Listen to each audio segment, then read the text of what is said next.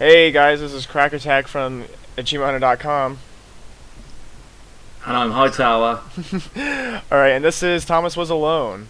It's a This is a uh, it's a great game. It's an this is a awesome fun story. game. Yeah, It's a pretty basic puzzle game, but it can get pretty difficult. And yeah, it's narrated by Danny Wallace, and that's the guy who voices Sean in the Assassin's Creed series. If you've ever played it, yeah, um, the only characters in this game are shapes, and the only dialogue in the game is from the narrator, and he just develops characters throughout these shapes, and you learn a lot about the backstory behind them, and their personalities.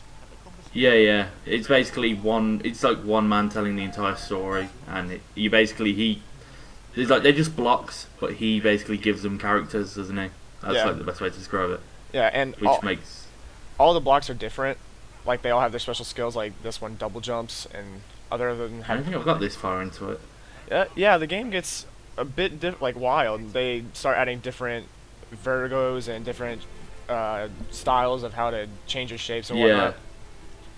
Uh, there's 12 characters max, and there's only one real protagonist, well, real antagonist, and yeah. it's a pixel cloud, I think it's called. And it just at the end of some levels, it will fly around and capture some of the blocks, and then later levels they have to work together and escape it, I guess. Ah, right. I haven't got that far. I think I've in the short time I've played it, I've got to about 4 or 5 characters. Yeah. The last character I got to is the one that doesn't die when you fall in water. That was the last character I encountered. Oh yeah. And these characters, they're gray characters, and the things they go through are called shifters, and they change the effect that the blocks have. See, the blue one went through the blue shifter, which makes it able to swim, and Ah, the red yeah, one I goes have through. not got this far into it. Yeah, it gets kind of complicated because some of them are really close, and you get mixed up, and you just have to time it and work it out. Because that one, the pink one, makes it jump, and yeah, that's Achievements! achievement time. The achievements are really easy in this game. It's not that hard. Be there, be. And that's begin array, which is the second level. And Thomas Was Not Alone, which just finished the game. You get an achievement every time you start a new level. There's 10 levels with, I think, 10 sections. And there's Ah, jumping based achievements on the hop. Jump 800 times. Experience jumper, jump 1600 times.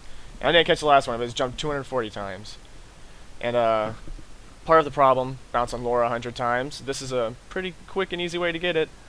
And a huge success is die 100 times as well. And uh, that's actually pretty hard to death get. achievements. Yeah, that one's actually a pretty hard death achievement to get because it's pretty hard to die unless there's spikes, which are basically Or the only water. thing. Yeah, it's water.